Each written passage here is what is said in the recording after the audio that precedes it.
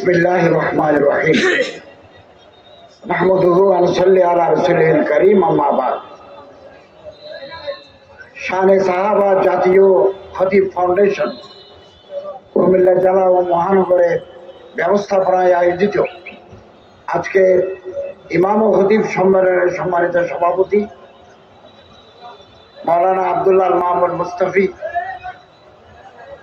অতিথি মুফতি শরীফুল্লাহ তারিকি, প্রধান বক্তা শেখ মুফতি শামীম মজুমদার সাহেব হাফিজাহুল্লাহ তাআলা এবং বিশিষ্ট মেহমান হযরত আল্লামা শাহ সালাউদ্দিন পীর সাহেব নানুপুরি হাফিজাহুল্লাহ তাআলা আযওয়াজাল, মাওলানা সালাউল্লাহ নূরী সাহেব এবং সম্মানিত ইমাম ও খতিববৃন্দ। শানে সাহাবা জাতীয় খতিব ফাউন্ডেশন 2015 সাল থেকে ইমাম এবং খতিবদের কল্যাণে তাদের দাবি আদায়ে অত্যন্ত সোচ্চার। আমি সেই 2015 সাল থেকে শানে সাহাবা জাতীয় খতিব ফাউন্ডেশনের কর্মকাণ্ডের সাথে যুক্ত। ঢাকাতে ওনাদের সেমিনার অংশ নিয়েছি, চট্টগ্রামেও নিয়েছি।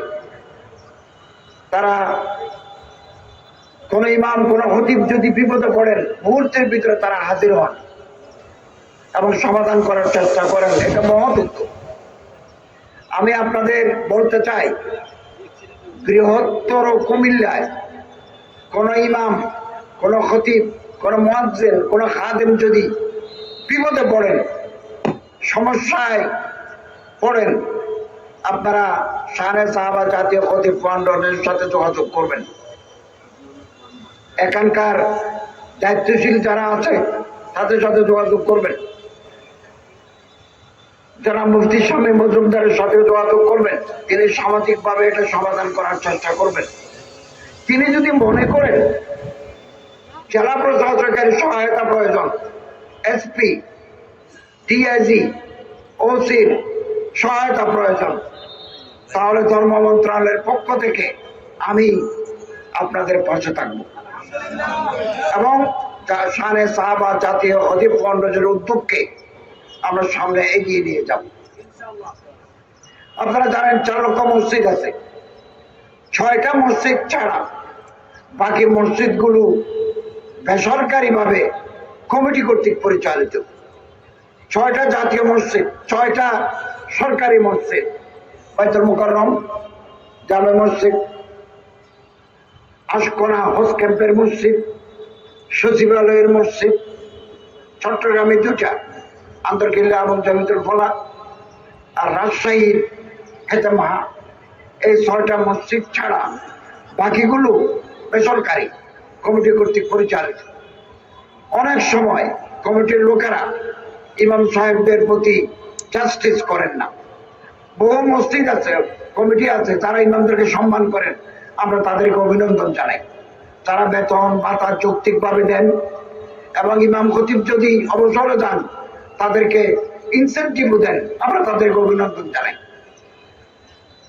আমি বেসরকারি কমিটি কর্তৃক পরিচালিত মসজিদগুলোর দায়িত্বশীলদেরকে অনুরোধ করব, আপনারা ইমাম খতিব মুয়াজ্জিন খাদেমদেরকে জাতীয় পে স্কেলের আওতায় সম্মানজনক বেতন ভাতা উৎসব ভাতা প্রদান করবেন।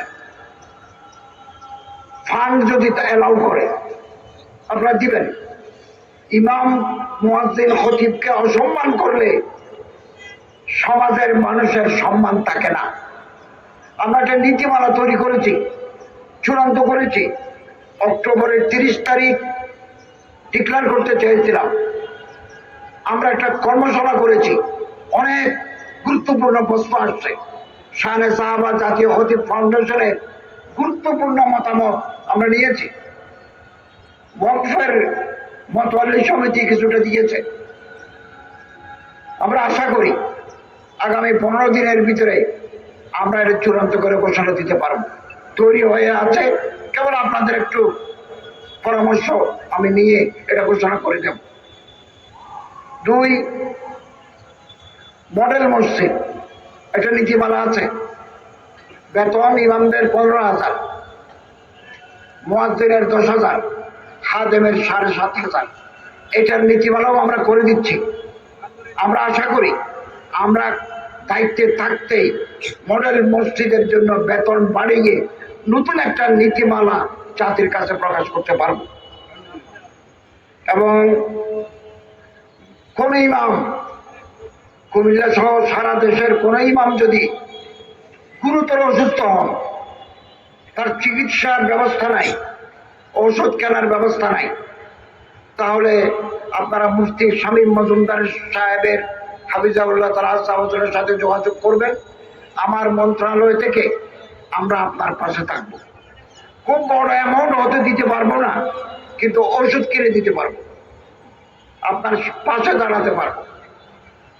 আমাদের প্রশিক্ষণপ্রাপ্ত ইমাম প্রশিক্ষণ একাডেমি ইসলামিক ফাউন্ডেশনের মাধ্যমে যারা ট্রেনিং নিয়েছেন, তারা যদি ছোটখাটো বিজনেস করতে চান, আমরা ক্ষুদ্র ঋণ দেব, বিনা সুদে কর্জে হাসানা দেব, এককালীন সাহায্যও দেব।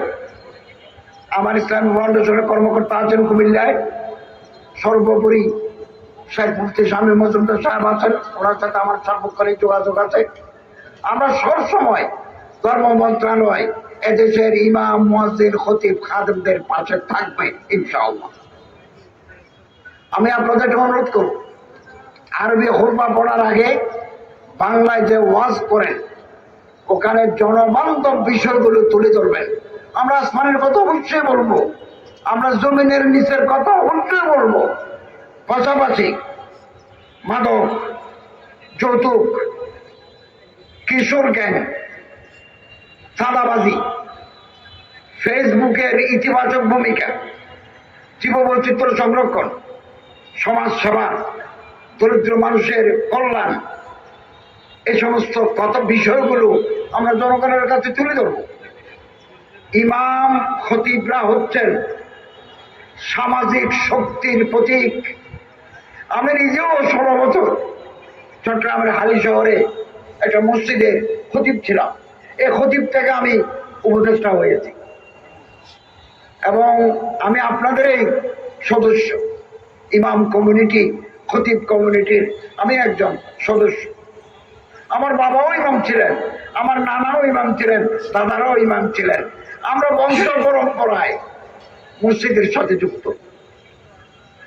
অতএব আসুন আমাদের মধ্যে যেন কোনো বিভেদ তৈরি না হয়। জজবে বা হামজু নেহি মাহফিলে আঞ্জম্বি নেহি। এই যে আকাশ, কোটি কোটি তারা, কেকেশান, গ্যালাক্সি, এই যে সূর্যকে কেন্দ্র করে এগুলো ঘুরে, সৌরজগতে ঘুরে, সরে যায় না কেন? পড়ে যায় না কেন? একদিন পড়ে যাবে।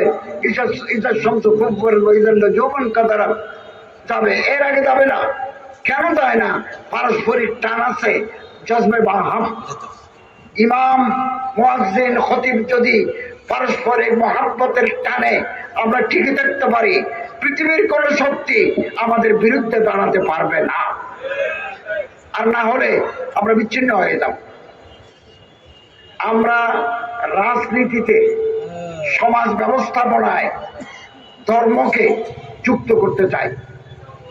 আমাদের রাজনীতি, আমাদের সমাজ, আমাদের কূটনীতি, আমাদের অ্যাডমিনিস্ট্রেশন, সব জায়গায় আমরা একটা ধর্মীয় আবেগ, ধর্মীয় ভাবমূর্তিকে আমরা জাগ্রত করতে চাই। ধর্ম বাদ দিলে আমাদের যে কোনো সময় আমরা বিপদে পড়তে পারি। আল্লামা ইকবাল 100 বছর আগে বলে গেছেন, জলালে বাদশাহী হো কে জমহুরি তামাশা হো, জুদা হো দিন সিয়াসত সে তো রহ জাতি হে চঙ্গেজি। গণতন্ত্র হোক, রাজতন্ত্র হোক,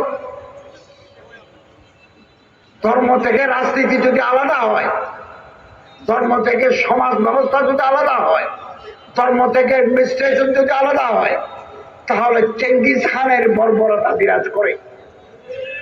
অতএব একটা সুন্দর সমাজ, একটা আদর্শিক সমাজ প্রতিষ্ঠার আমরা কেবল হুকমা দিই না, আমরা কেবল ইমামতি করি না, আমরা সমাজ থেকে অপকর্ম, দুর্নীতি, অনৈতিকতা আমরা নির্মূল করতে চাই। এটা ইমামদের দায়িত্ব, এটা করে যাচ্ছেন।